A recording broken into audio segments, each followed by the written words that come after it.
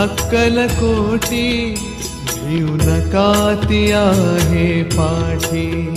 माझी आई अक्कलकोटी भिऊ नका ती आहे पाठी। जीव भी भक्तांसाठी, जीव भी भक्तांसाठी तिचे नाम घेऊया ओठी। माझी आई अक्कलकोटी भिऊ नका ती आहे पाठी। माझी आई अक्कलकोटी भिऊ नका ती आहे पाठी।